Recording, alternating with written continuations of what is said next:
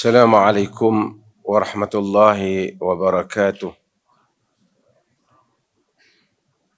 Alhamdulillah, nahmaduhu wa nasta'inuhu wa nastaghfiruh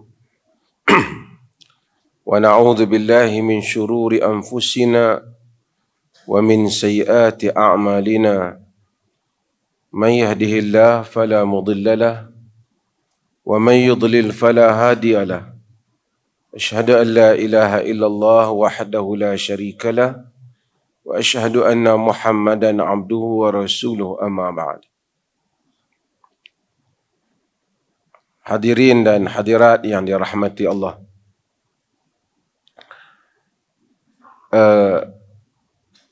Saya hari ini tergesa-gesa sikit kerana hari Rabu saya ke Jakarta.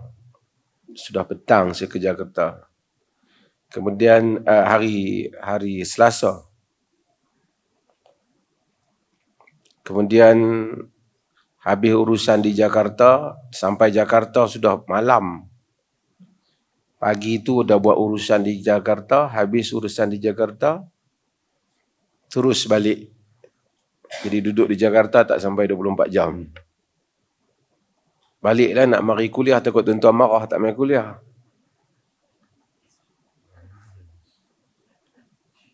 Terus sampai ke airport KLIA, dah lewat, dah 12 malam.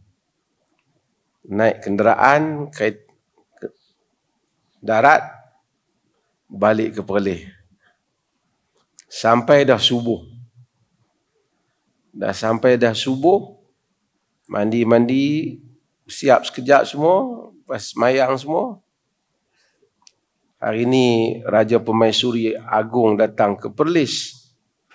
Jadi pagi nak kena pergi ke airport untuk majlis keberangkatan Permaisuri Agong. Habis urusan tu, petang tadi nak berangkat pulang, pimpinan negeri kena ada di airport. Saya di sana tadi sampai pukul 7. Majlis belum habis tapi saya minta berkenan. Kata saya kena balik ke Masjid Alwi untuk kuliah, takut mereka mengamuk. Jadi saya pun saya minta berkenan kepada tuanku untuk keluar meninggalkan majlis. Tuanku dah berkenan. Saya sampai sini, mandi pun tak dan. Nampak je pakai baju yang bukan pagi tadi, tapi tak mandi. Tu tuan-tuan jangan main apaan saya.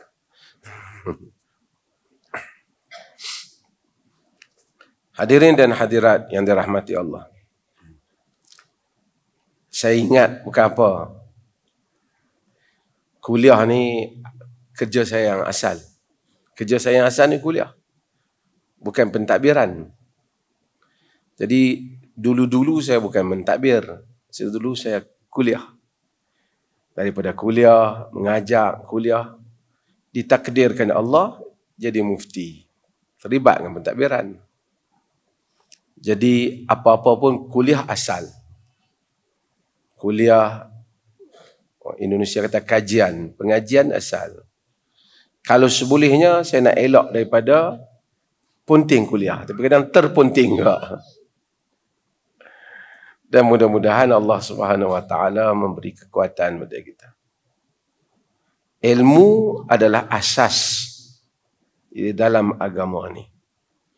Islam is the only religion yang meminta supaya penganutnya berdoa, wa qur rabbi zidni ilma.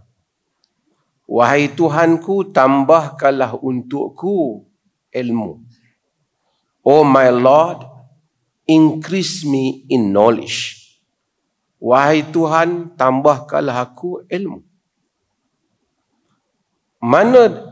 Ketika mana arahan ini datang, bila arahan ini datang, waqul, dan katakanlah. Arahan ini asalnya datang kepada Nabi kita Muhammad sallallahu alaihi wasallam. Fata'ala Allahul Malikul Haq wa la ta'jil bil Qur'an min qabli an yuqda ilaika wahyu wa qur rabbi zidni ilma. Fata'ala Allah al-malikul haq. Maha tinggi Tuhan. Al-malik al-haq. Yang mempunyai kekuasaan, penguasaan, kedaulatan. So high, all above is Allah. The sovereign, the truth. Yang mempunyai kedaulatan dan yang maha benar. Wala ta'jal bil Quran min qabli an yuqda ilayka wahyu. Do not hasten with Quran before its revelation is complete to you. Jangan kalut, Allah kata, jangan kau tergesa-gesa dengan Quran sebelum wahyu itu tamat untuk kau. Nabi SAW bila dapat wahyu, Nabi nak cepat. Takut hilang wahyu tu, takut terlupa. Jadi nak ingat cepat. Allah kata, jangan kalut. Bagi selesai dulu. Wala tuharrik lisanaka lita'jala bih. Jangan kamu wala tuharrik bihi lisanaka lita'jala bih. Jangan kamu sibuk kalang kabut untuk kamu nak baca Quran tu. Inna alaina jama'ahu wa Qur'ana. Kami yang menghimpunkan Quran. Bila Allah arahkan Nabi-Nya Muhammad sallallahu alaihi wasallam supaya tenang, fokus, dapatkan ilmu itu, wahyu itu, Allah juga mengarahkan Nabi-Nya dengan menyatakan wa qur rabbi zidni ilma. Katakan, wahai Tuhanku, tambahkan untukku ilmu. Padahal memang Allah sedang memberi ilmu kepada Nabi-Nya. Tapi oleh kerana walaupun Allah berikan ilmu pada Nabi-Nya, tetap Allah memerintahkan Nabi-Nya supaya berdoa, supaya tambah ilmu. Pentingnya doa. Maksud, sedangkan Nabi diminta berdoa supaya ditambahkan ilmu ketika wahyu sedang turun. Inikahlah pula kita. Ilmu in everything yang memberi manfaat. Ilmu agama, of course, sudah tentu. Dan ilmu-ilmu yang lain yang memberi manfaat. Rabbi zidni ilma.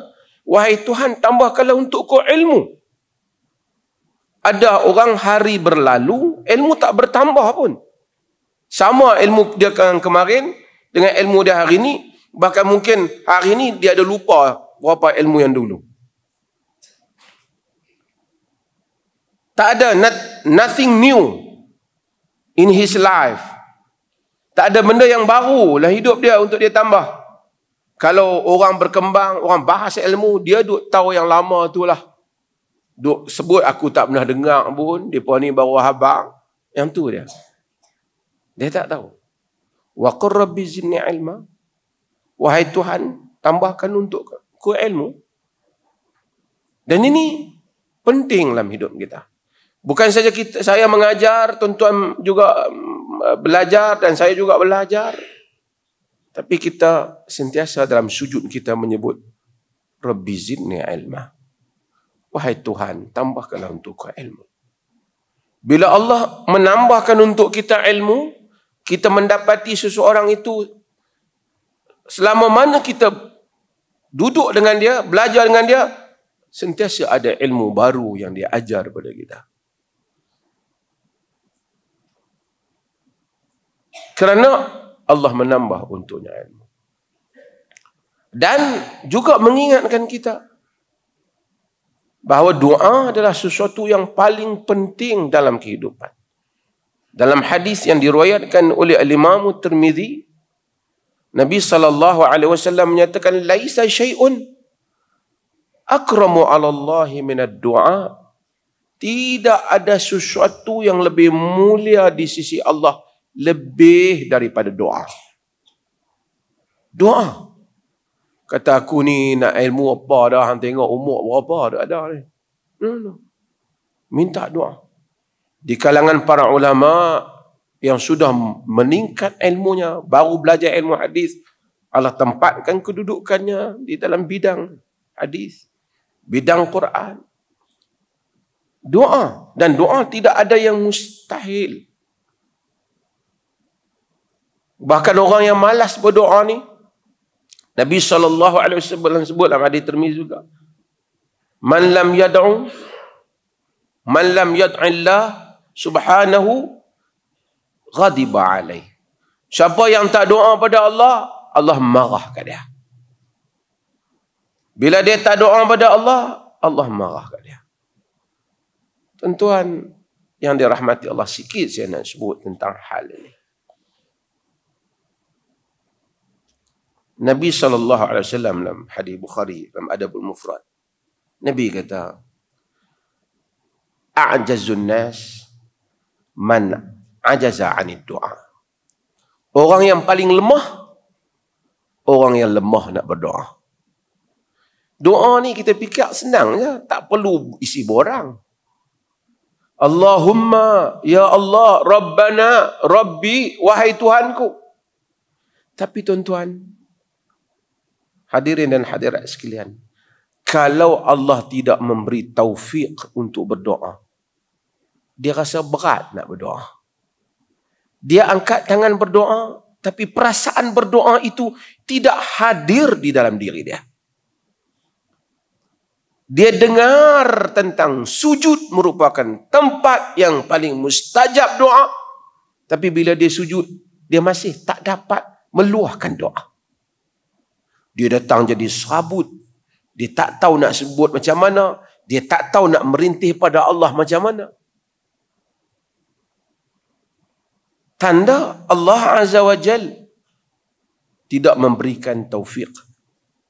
Na'udzubillah. Kalau Allah berikan taufik, Allah jadikan satu insan hamba tu suka berdoa. Suka sangat dia berdoa. Sujud berdoa, bangun malam berdoa. Hatta kita doa benda yang kita dah hadap pun kita doa. Kita minta pada Allah. Tapi kalau Allah tak taufikkan, dia doa saja dia syak. Tuhan nak bagi ke ni? Boleh dapat ke ni? Duk minta macam tak dapat pun. Allah tak berikan taufik kepadanya. Al-Imam Ibn Qayyim Al-Jauziyah sebut satu hal yang menarik. Kata Al-Imam Ibn Qayyim, hidup ni dua. Satu taufik, tu kita wabillahi taufiq. Al-hidayatu wat taufiq. Dengan Allah itu taufiq. Wal hidayah. Taufiq maksudnya waffaqallah. Allah bagi kita kena dengan benda tu. Taufiq, kata Imam Ibn Qayyim, an la yakilakallah ila nafsik. Taufik dalam hidup maksud apa? Kata Ibn Qayyim, maksudnya Allah tak tinggalkan kita kepada diri kita.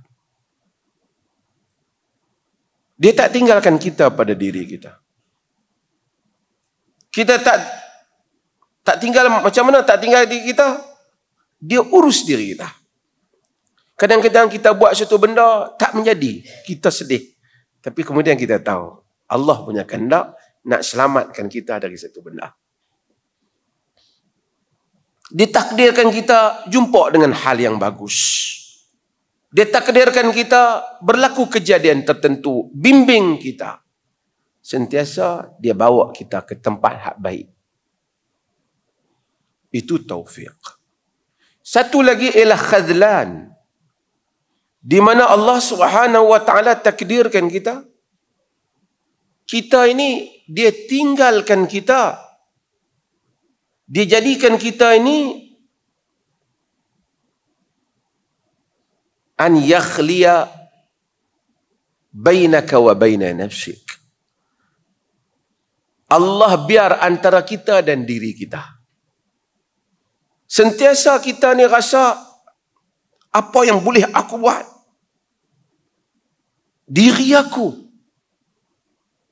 Kebergantungan kita, tawakal kita ala anfusina. Kita bergantung pada diri kita. Kita bukan natawakkalu ala Allah. Kita bukan bertawakal pada Allah. Itu makna doa, ya hayyu ya qayyum bi rahmatika astaghith aslih li sya'ni kullah wa la takilni ila nafsi tarfata ain. Baiki urusanku supaya Allah baiki. Jangan kau serahkan aku pada diriku tarfata ain, sekelip mata. Sekelip mata pun tak mau. Apatah lagi seminit. Bila Allah jadikan kita dalam kehidupan kita sentiasa berlaku apa-apa teringat, minta Allah bimbing, minta Allah tolong. Nak buat walaupun nak berniaga, nak masuk universiti, nak ambil periksa, nak buat satu urusan, nak jumpa orang, insya-Allah minta Allah mudah. Duk ingat, minta ke Allah. Kalau kata hang boleh buat, insya-Allah kalau Allah tolong boleh. Tak bergantung kita, bukan di mulut, tapi dalam diri kita sendiri sentiasa akur, ya Allah, aku bergantung padamu.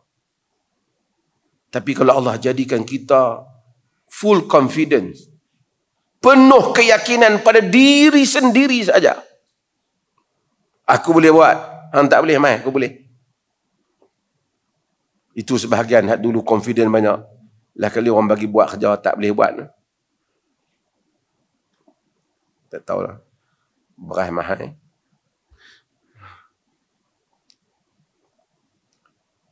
Tak, maksudnya ialah apabila Allah jadikan kita bertawakal pada diri kita, tidak bertawakal pada Allah.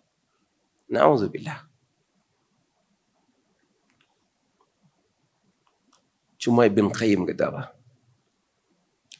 Aslu at-taufiq biyadillah.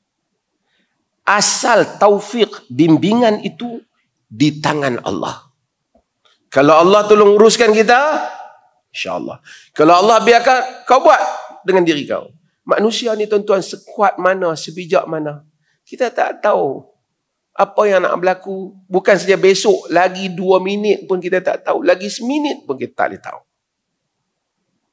Orang selalu kata, benda dalam poket aku ya.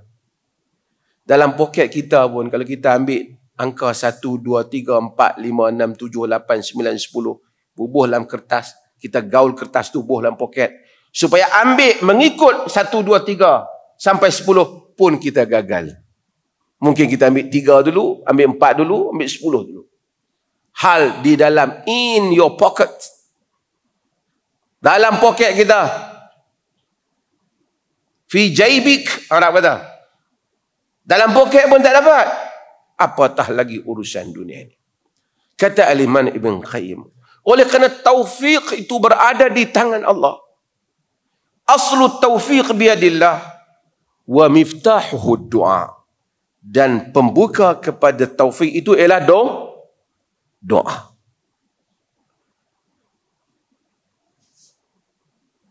Taufik di tangan Allah. Pembuka pada taufik apa? Doa. Dan al-iftiqar. Sentiasa rasa rendah diri pada Tuhan. Sentiasa rasa takut. Orang kata hang boleh buat, jangan ada sebut tu, insya-Allah. InsyaAllah. Kita takut kalau orang nak kata. Kalau kita lah kadang-kadang pi kata apa-apa sikit. Ni tak apa saya pi. Tu lupa teringat nak kata apa? InsyaAllah. Kita rasa apa? Bersalah. Patut insyaAllah, insyaAllah, ya Allah, astagfirullah. InsyaAllah, insyaAllah. Sebab kita takut. Tulis mesej kat orang pun kata terlupa insyaAllah. Tengok tak terlupa insyaAllah. Kita tulis balik insyaAllah. Kita takut. Aslu taufiq biyadillah wa miftahuhu du'a, kata Imam bin Qayyim. Asal taufik itu di tangan Allah dan kuncinya adalah doa. Famata a'tal 'abd hadzal miftah arada bihi an yaftihahu. Kata Ibn Qayyim, bila Allah bagi kunci atau an yaftah lahu, apabila Allah bagi kunci, bermaksud Allah mau kita buka pintu tu. Tuan-tuan faham maksud? Kalau Allah bagikan kepada kita ini suka berdoa, lazat berdoa, khusyuk berdoa, sujud malam kalau doa berjam pun boleh doa. Kalau ada kesempatan doa. Bila doa boleh menangis. Bila doa rasa rendah diri pada Allah. Rasa penuh pengharapan pada Allah. Rasa luluh pada Allah. Bila doa pada Allah, rasa bahagia dalam diri. Kalau Allah bagi tu kat kita, artinya Allah bagi kunci untuk tahu taufik tadi. Artinya dia mau kita buka. Kalau tidak, dia tak bagi kunci tu. Tapi kalau dia tak bagi kelazatan kita berdoa, artinya dia tak bagi pada kita kunci.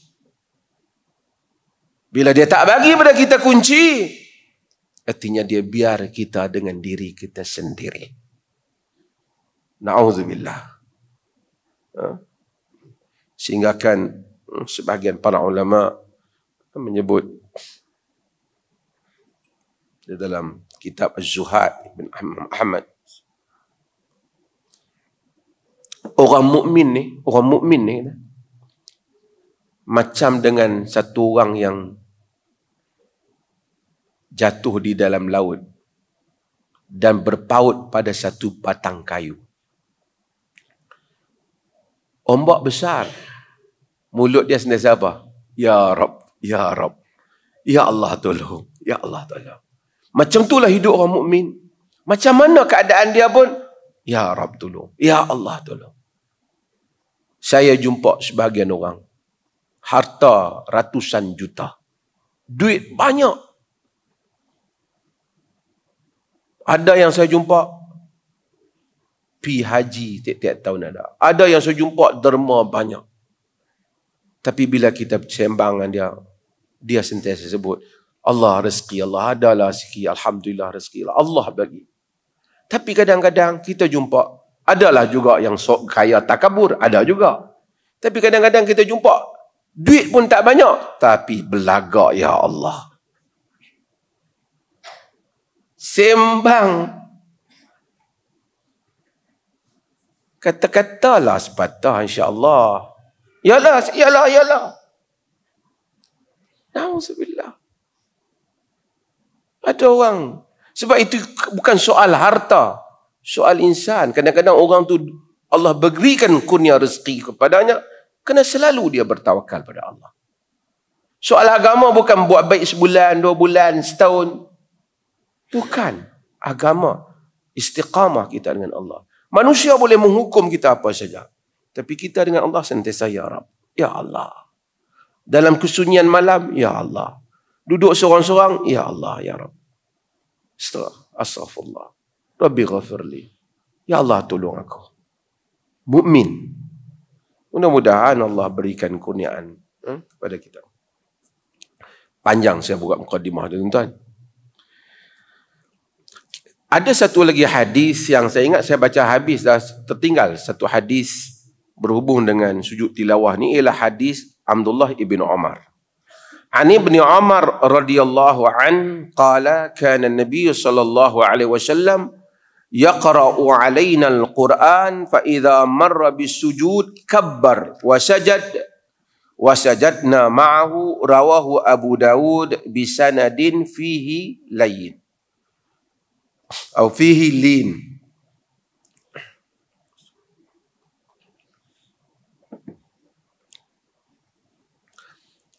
An ibn Umar radhiyallahu an.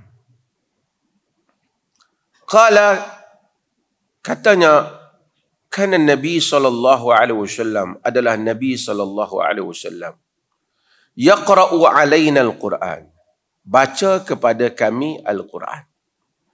Fa idza marra bi sajdah, apabila lalu dengan ayat sajdah, kabbar, dia takbir Allahu akbar, wa sajada, dan dia sujud, wa sajadna ma'ahu, maka kami pun sujud bersama dengan baginda.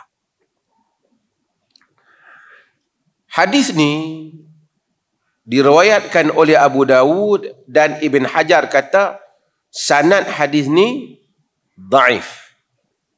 Sanad hadis ni dhaif. Kita dah baca banyak hadis yang baru lepas ni, kita himpun semua-semua hadis tu, kita gabung sekali, kita baca bahawasanya sujud tilawah ni kesimpulannya adalah sunat. Walaupun ada para ulama dalam mazhab Abu Hanifah khususnya yang mewajibkan sujud tilawah bila baca ayat tilawah. Tapi apa yang nak dibawa oleh Ibn Hajar dalam bab ini ialah tentang perkataan kabbara. Tuan-tuan tengok perkataan kabbara. Maksudnya bila Nabi baca ayat sajdah lalu kepada ayat sajdah marra bis sajdati, lalu pada ayat sajdah kabbara, dia takbir. Yang tu dia nak. Pasal bab lain dia dah cakap dah. Maksudnya bila Nabi nak sujud sajdah, Nabi takbir. Tapi masalahnya dia kata hadis ini dhaif. Kenapa hadis ini dhaif? Tuan-tuan dengar elok. Sekali penin.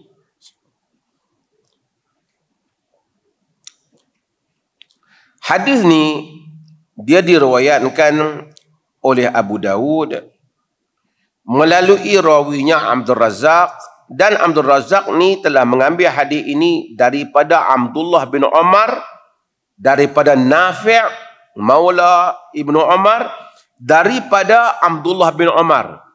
Abdullah bin Umar anak Sayyidina Umar.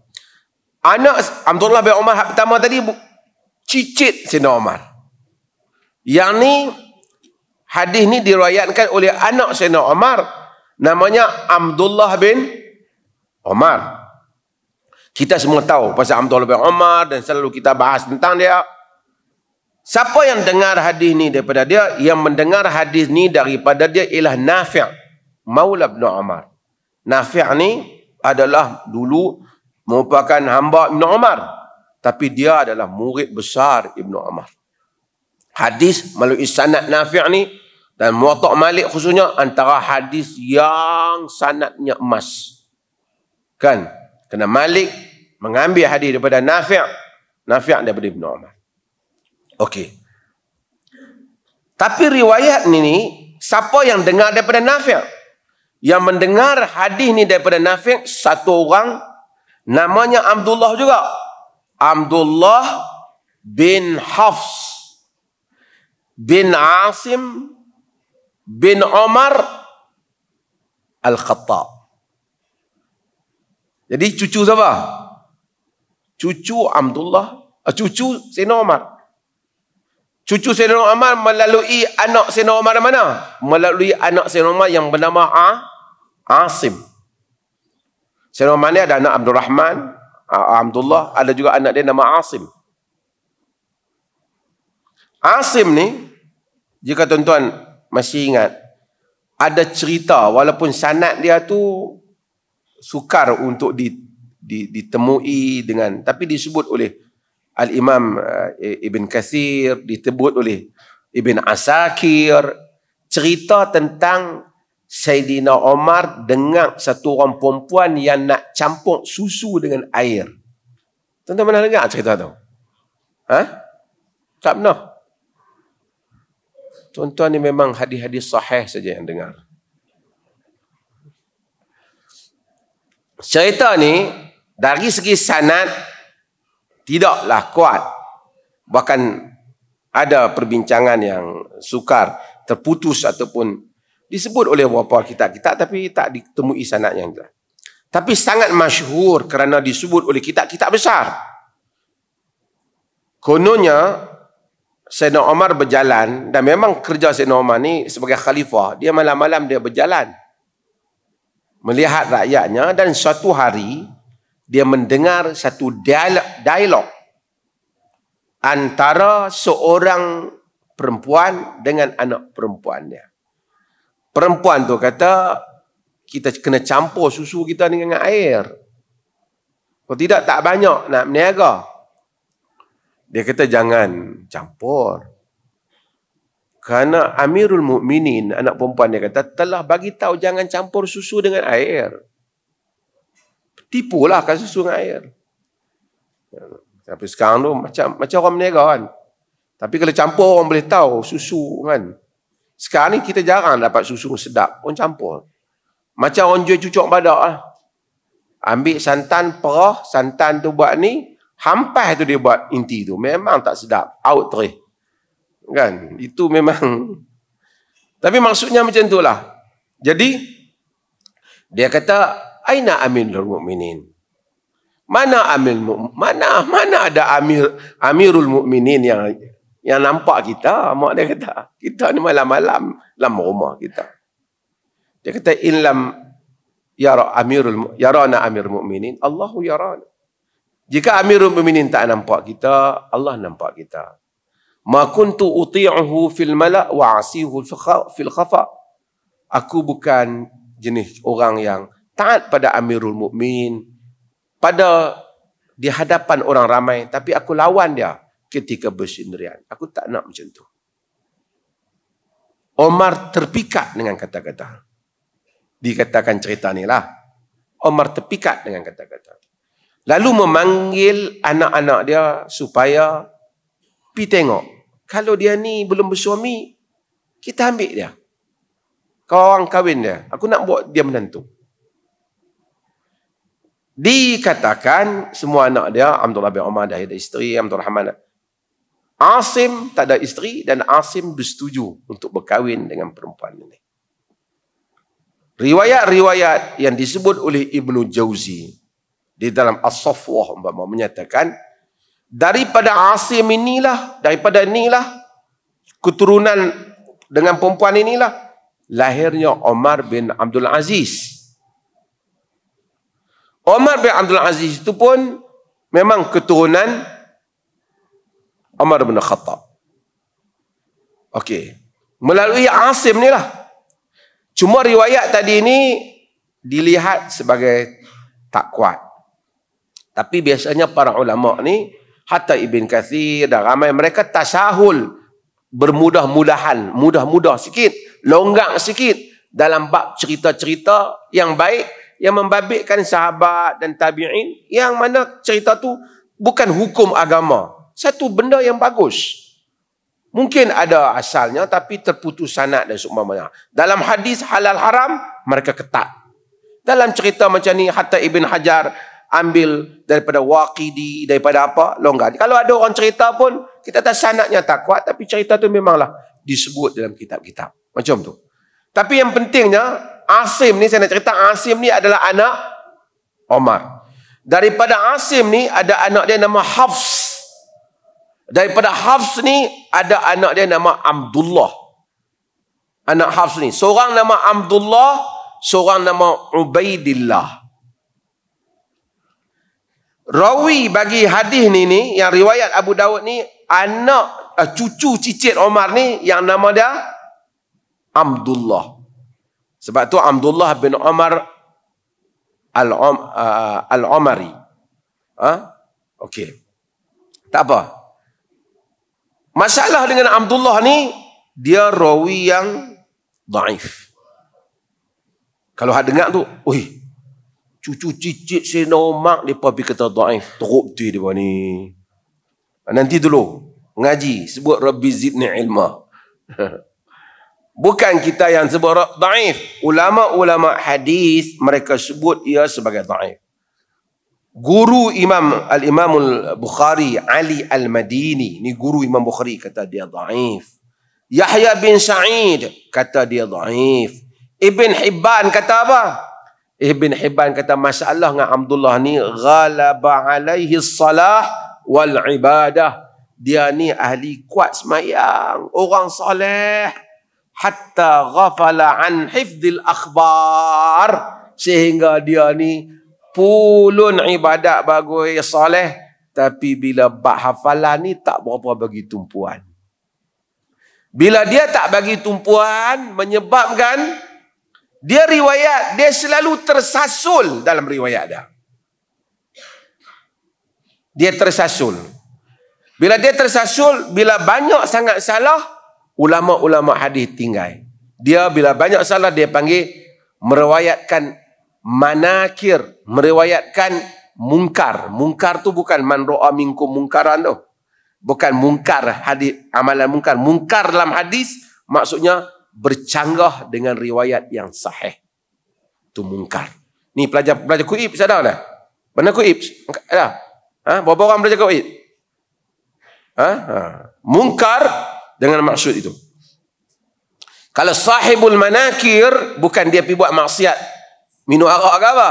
Maksud dia meriwayatkan riwayat yang bertentangan dengan riwayat yang sahih. Dan yang pelik. Contohnya dalam kes ini. Tuan-tuan faham ni saya cerita ni?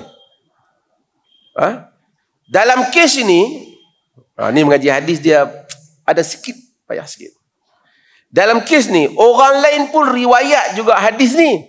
Tapi tak ada perkataan kabar, kemudian Nabi takbir tu. Dia kata memang Nabi bila lalu ayat sujud, memang sujud. Tapi kabar, Nabi takbir tak ada. Tapi tang dia main riwayat, ada. Dia tak bohong, tapi bimbang dia keliru. Dia keliru. Dalam ilmu hadis, kalau rawi itu bukan kaki silap, rawi itu siqah, rawi itu kuat, dia ada penambahan dalam riwayat dia. Dia tambah sikit, hak orang lain tak ada. Yang tu dia namakan dengan ziyadatus siqah. Faham belajar kepada aku ni?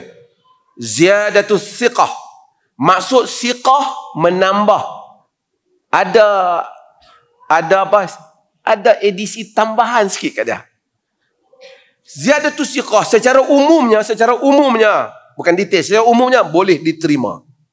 Mungkin kawan dia terlepas, dia ingat perkataan tu sebab dia rekod tak silap. Misalnya tuan-tuan mai dengar kuliah saya, kawan 2-3 orang bawa satu cerita, seorang lagi bawa satu cerita juga, sama, cuma yang seorang tu dia ada tambah sikit. Tapi kalau yang kaki yang tambah sikit ni, dia ni memang terkenal, ingat bagus, tak pernah silap, riwayat kuat. Kita pakai, mungkin hampa terlepas pandang, memang dia sebut tu, masa hampa tak dengar, dia dengar. Tapi kalau kawan tu memang sebelum ni asyik duk silap saja, kemudian dia pergi tambah cerita. Tapi dia bukan kaki kelentong, tapi kaki pelupa. Tentu faham ni? Bila dia pelupa macam tu, riwayat dia dilihat sebagai, kemudian berbeza dengan riwayat orang lain, maka riwayat ini tak dapat dianggap dhaif. Bukan kerana diri dia pembohong, bukan kerana dia pembohong, tapi kerana teknikal itu. Tuan-tuan faham saya cerita ni? Lagi saya seorang faham tuan-tuan. Bagi yang dengar kok ada ahlul hadis lagi dia komplain, no.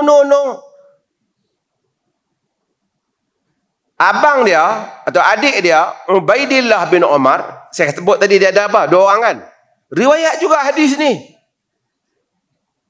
Sedangkan Ubaidillah tu siqah, tak ada masalah macam saudara dia ni. Ya, betul, Ubaidillah riwayatkan. Cumanya Ubaidillah riwayatkan tak ada perkataan kabar ni, sujud ni. Ubaidillah pun tak ada perkataan ni. Dia saja ada. So, bagi ulama-ulama yang tidak menerima perkataan ni di sudut teknikal ni, mereka kata kalau sujud tidak ada Allahu Akbar, sujud terus. Tuan-tuan faham cerita ni? Kau tuan-tuan tengok apa Maisa Abdullah Ubaidillah, sak kawan riwayat. Tuan-tuan faham ni? Okey. Seorang mufti tanya banyak kali, faham macam lah aku ni lembab sangat. Okey. It's quite technical, tapi this is fact. Ini adalah science of hadis. Ini ilmu hadis. Ini baru satu juzuk kecil daripada lautan ilmu hadis. Bagaimana al hadis trace riwayat. Bagaimana dia nak menilai riwayat. Okey. Bagi yang terima, dia kata tak ada, not big deal. Mungkin betul dia cabut tu. Mereka kata sujud ada Allahu Akbar, sujud. Bagi yang tak terima, riwayat ni? Mereka kata bila baca ayat sajdah, kita duduk-duduk ni, duduk katalah tuan-tuan berduduk baca lalu ayat sajdah, terus sujud tanpa perlu menyebut Allahu Akbar. Bagi yang terima yang ni, dia kata apa? Sujud dengan sebut Allahu Akbar, sujud. Letaklah banyak beda, tapi cuma tuan-tuan tengok, hanya satu perkataan berlaku perbezaan di kalangan sarjana ilmu. Ahli hadis berbeza, membawa pada perbezaan ahli fiqh. Sebab tu kata, bila nak mengaji fiqh, kenalah juga mengaji hadis. Mereka ni mengaji hadis, fiqh tak mengaji. Dah, orang mengaji. Ada orang mengaji hadis tak mengaji fiqh, itunya dia mengaji baca hadis je dah hafal. Tapi kalau orang mengaji hadis, dia mengaji fiqh, dia akan melihat bagaimana keseni ilmu itu begitu luas di dalam masalah ni. Okey. Bagi yang berdalilkan dengan ini, mereka kata bahawasanya mereka akan sunat takbir ketika untuk sujud. Okey. Ada yang kata di kalangan para ulama menyebut takbir semasa sujud, bangun pada sujud. Takbir tak? Ada di kalangan mazhab yang menyebut juga takbir. Mazhab Abu Hanifah kata sujud takbir, bangkit angkat tak takbir. Ada mazhab kata sujud takbir, angkat pun takbir. Maksudnya apa? Bila kita baca ayat Quran yang sajdah tu, tengah tuan-tuan bulan puasa ni kan tuan-tuan akan banyak baca Quran. Lalu ayat tu, kalau tuan-tuan pakai hadis ni, Allahu Akbar, sujud. Kalau tuan-tuan tak pakai riwayat ni, kerana dia dhaif, tuan-tuan sujud terus. Di kalangan ulama, kata kalau dah turun pun Allahu Akbar, angkat pun Allahu Akbar. Ini ada keluasannya. Di kalangan para ulama yang straight sikit bab hadis ni, dia kata no, riwayat Abdullah bin Hafs bin Asim bin Umar Al-Khattab ni, yakni kita tak terima kerana dia lemah, dia selalu keliru. Riwayat hak dia kata dan takbir ni pun orang lain tak ada riwayat, dia saja, saya anggap dia dah keliru. Bukan kita lah. Saya bersetuju dengan ulama yang kata dia keliru, maka kita hanya bila lalu ayat tu terus hanya sujud. Jadi bila kita tengok semua benda ni, kita akan tahu bagaimana keluasan di dalam masalah. Tuan-tuan hadirin yang dirahmati Allah. Oh, ada masuk waktu. Tuan-tuan azan dulu. Dah masuk waktu kan? Azan.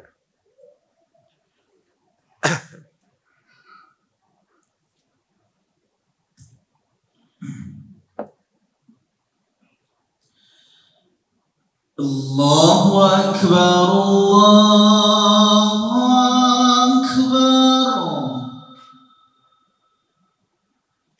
Allahu Akbar,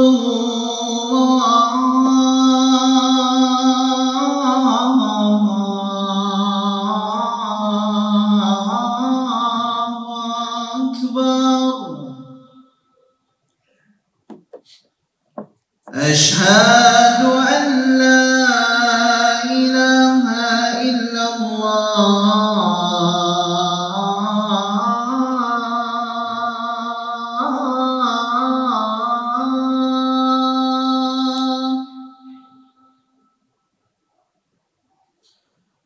أشهد أن لا إله إلا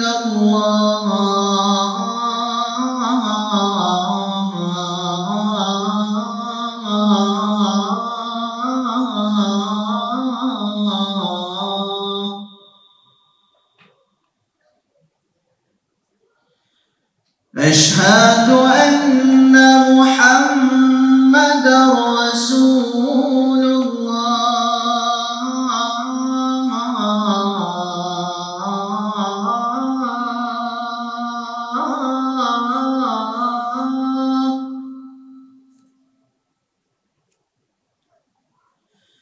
أشهد أن محمدا رسول الله.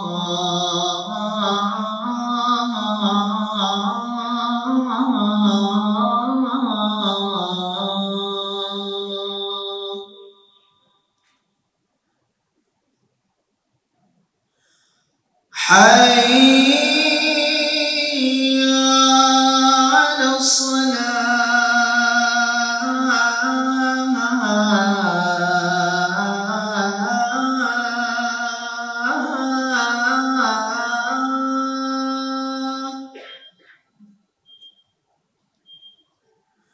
حي على الصلاة.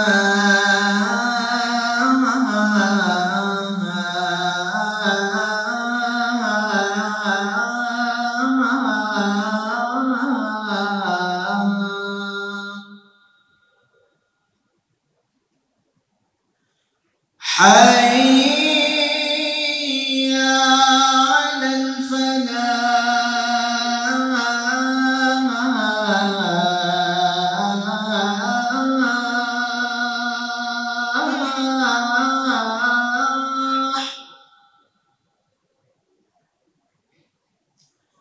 حي على الفلاح.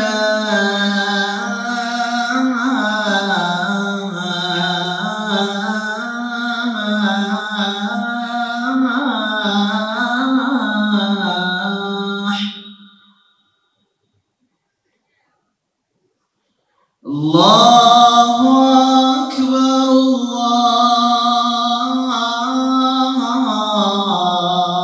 الله أكبر. لا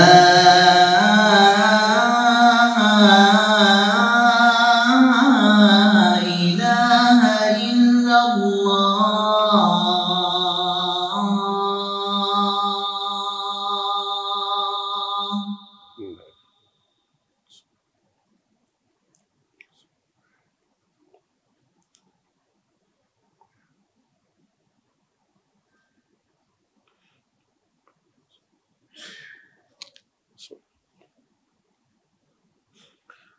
Hadirin dan hadirat yang dirahmati Allah.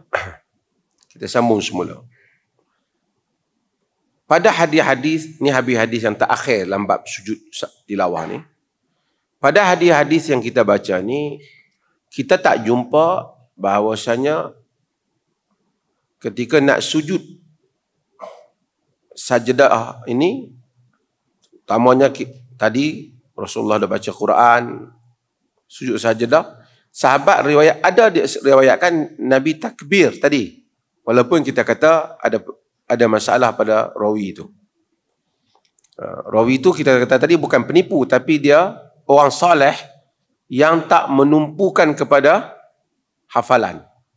Ada orang tuan-tuan dia soleh, tapi bila dia bagi tahu kita satu cerita, kita tak terima cerita dia, bukan kerana dia penipu. Kadang-kadang kerana dia tak ingat. Kadang-kadang dia dengar lain, dia faham lain.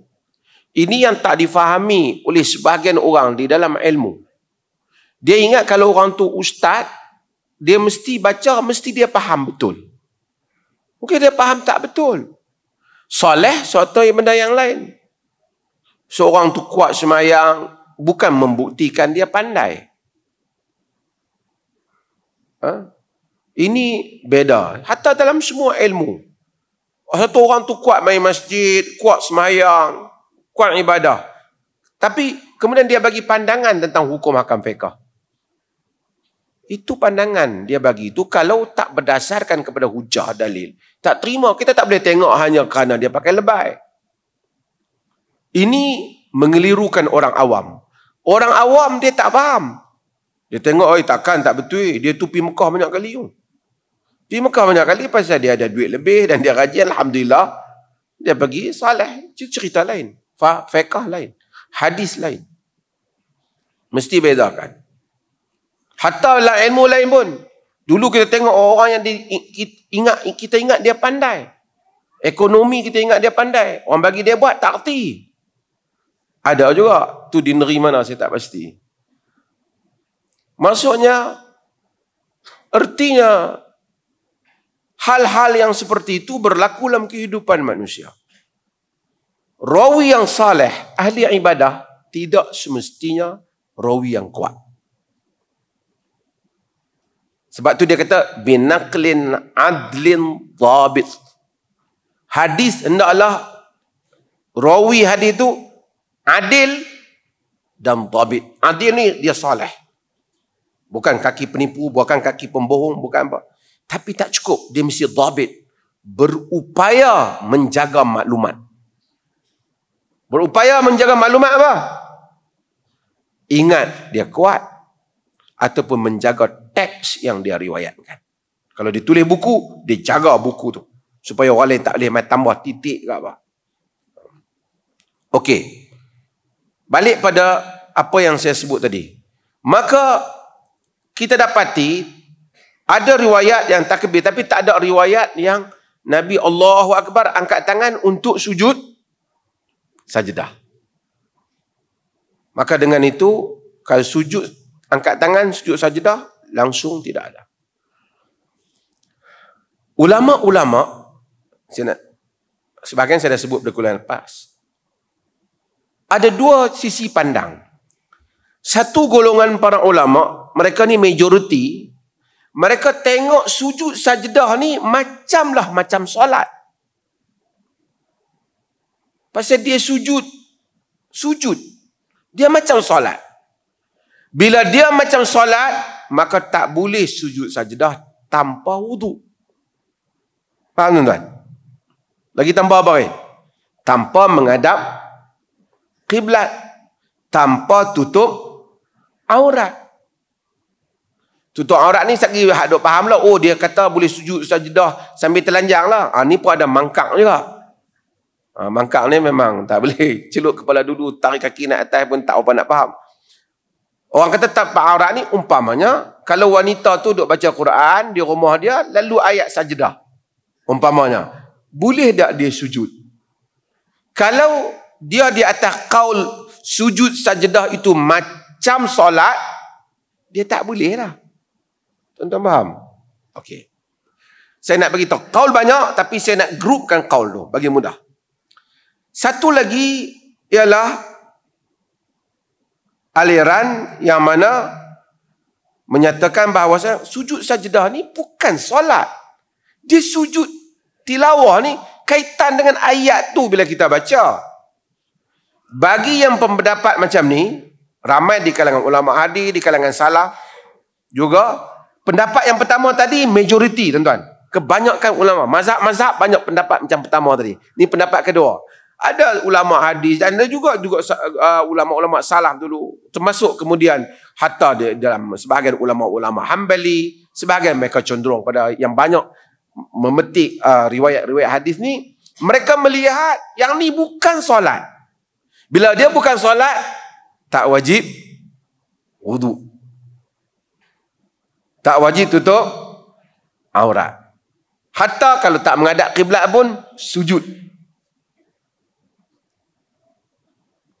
Walaupun itu ada dua kaul, Syekhul Islam Ibn Taymiyah walaupun dia berpendapat dengan pendapat yang kedua, dia kata yang terbaik, kalau nak sujud sajdah, biarlah dalam keadaan kita macam nak solat. Itulah yang terbaik. Iaitu biarlah kita ada wudu.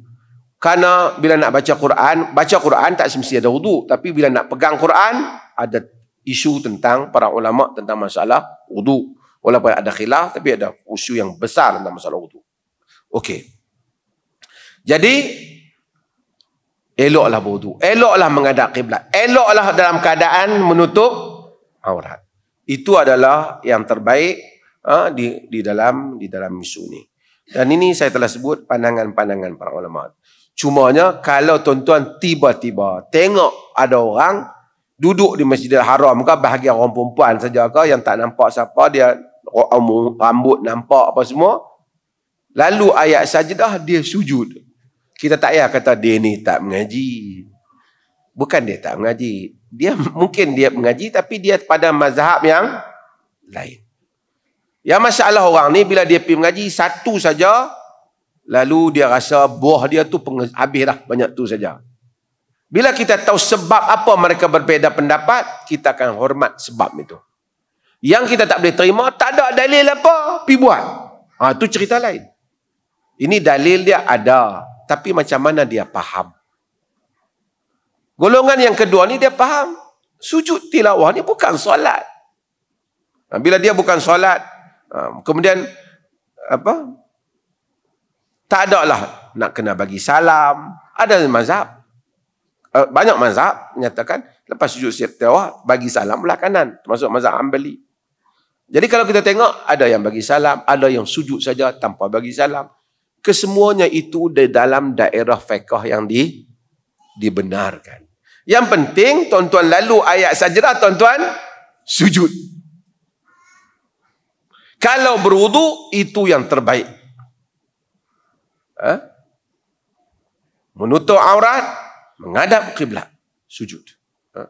Tapi mungkin ada hal yang tertentu. Satu orang, kadang-kadang dia dengar ayat, orang baca, orang sujud. Bila satu orang ngaji kuliah, dengar tiga-tiga, semua orang sujud dalam kuliah tu. Kerana syekh tu baca ayat sajdah tu, dia tengok, dia seorang je tak sujud. Dia boleh sujud. Kadang-kadang masa hari kita dengar ayat tu, orang lain baca, kita mendengarnya, begitu terasa ayat itu dalam diri kita. Begitu berkeinginan kita pada sujud. Kalau kita sujud pun ada qaul ulama atasnya. Walaupun mungkin ketika itu kita tidak begitu sempurna di sudut syarat-syarat salat itu. Ini maksud daripada perbincangan apabila kita mengetahui hadis-hadis yang dibawa oleh Al-Hafiz bin Hajar Al-Asqalani dalam bab ni. Weh, nak jawab soalan ke? Saya ni tak mandi ni, hangat.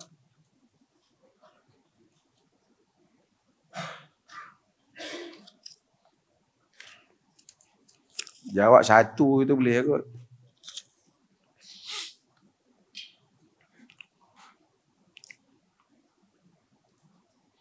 Apa soalan ni?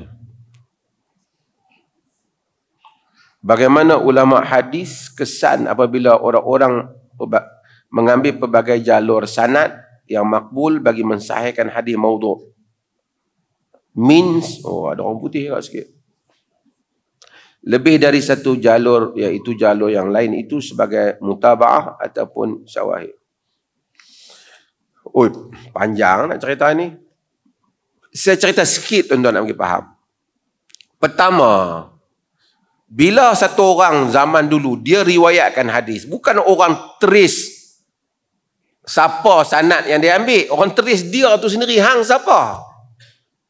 Kalau kaki kelentong, tapi dah awal orang tahu dia kelentong lah. Dia tak payah sebutlah sanad siapa pun. Dia kelentong, orang kelentong.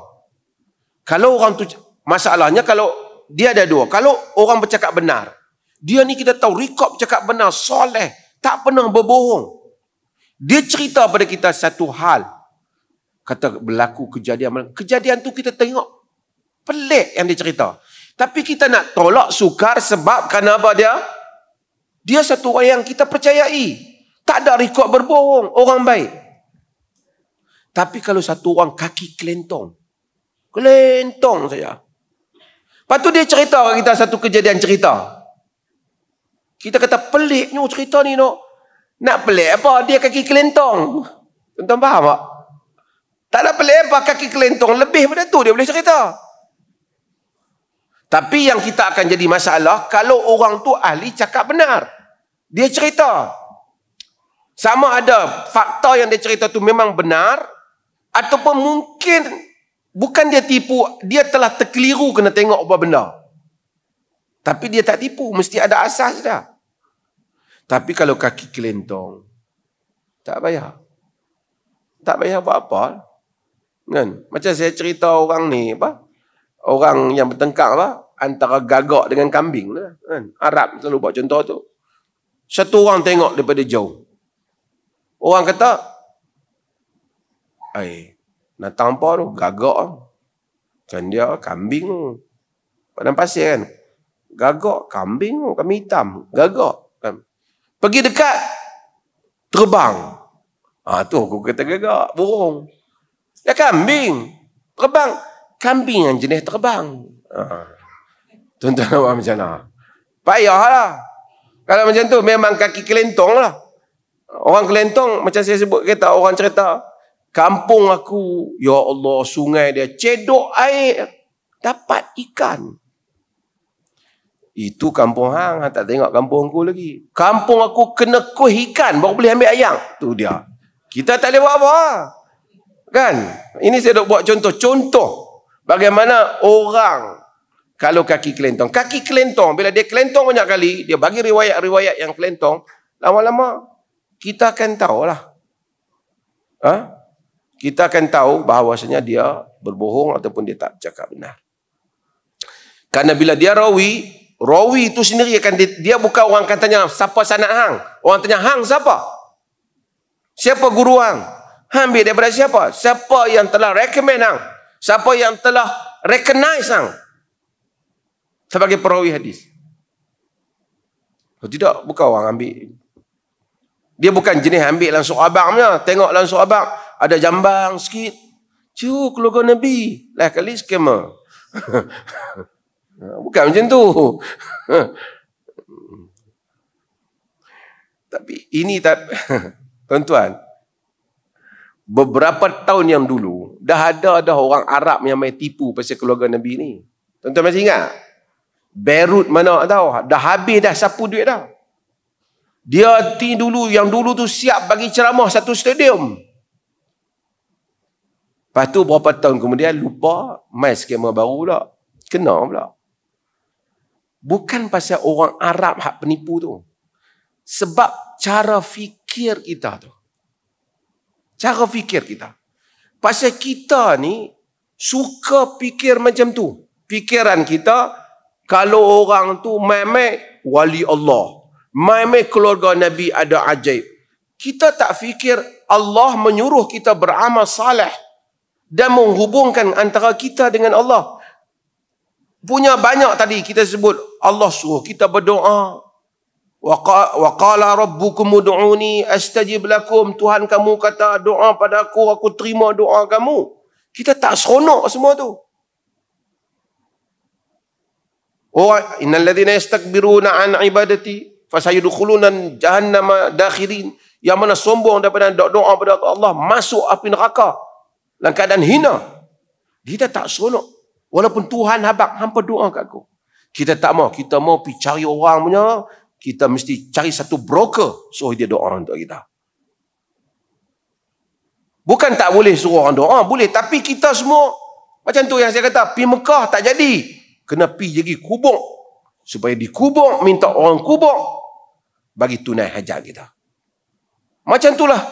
Amalan-amalan dahulu yang akhirnya membawa manusia pada syirik. Pasal cara fikir kita. Kalau kita fikir daripada awal tak fikir macam tu, hang mai lah siapa pun cerita benda ni, kita tak ada apa-apa. Kita tak ada apa. Sebab tu tuan-tuan tengoklah masyarakat kita. Cerita sikit lah. Orang yang kaki percaya hantu. Bukan kata saya kata hantu syaitan, tak ada. Ada. Tapi dia ni apa? Sakit perut, hantu. Pening kepala, hantu raya. Kan? Sakit kepala, hantu ayam. Semua segala hantu telah menjadi sasaran dia. Kita jumpa dia, tuan-tuan jumpa dia lagi 5 tahun pun, macam itulah cerita dia. Tu pun tuan-tuan tengok orang-orang yang baik tuan-tuan. Kalau dia kata dia tu lah anak saya tu siapa buat tahu kat dia kena apa tahu. Lepas tu kita main jumpa 5 tahun ingat habis dah cerita tu. Cerita lain, depa buka kedai pun tak laku, orang duk buat, orang duk lalu tak nampak. Nampak? Punya hebat jin tu sampai boleh lindung kedai tu. Kalau sungguh dia boleh lindung kedai tu, kita nak suruh dia lindung produk Israel. Dia sentiasa, padahal dia tak pernah tanya, kedai masak tak sedap. Kita pi pun tak apa nak lalu makan. Bukan kata tak, hantu tak main pun okey dah terang ni untuk pulau kedai tu. Dia tak ada. Saya bukan menafikan sihir. Tapi itulah cara fikir dia. Bila sakit, otak dia bomoh. Ada orang nak menega, cari bomoh. Nak masuk politik, cari bomoh. Ada. Lah ni broker macam tu juga. Semua keupayaan, kesolehan yang patut kita usahakan diletak tepi. Hang nak masuk politik. Jom, aku bawa pergi jumpa satu Habib bagus punya. Dia nanti boleh buat satu doa kan, hang nanti menang. Macam itulah hang nak berniaga. Otak ni bila mari, broker di tengah ni tentu dah untung. Tiket kapal terbang, nak pergi makan, restoran, semua dapat lah. Dan otak ni berjalan, tuan-tuan. Lagi otak ni dah ada, tuan-tuan akan tengok. Setahun dua lagi, main pula orang lain scammer, tipu pula. Tapi kalau kita membebaskan diri kita daripada hal ini, kita tahu Allah menyuruh kita doa padanya. Kalau jumpa orang soleh, dia memang soleh, dia doa pada kita, alhamdulillah. Kalau dia nak doa kat kita pun nak kena bayar, apa maksudnya?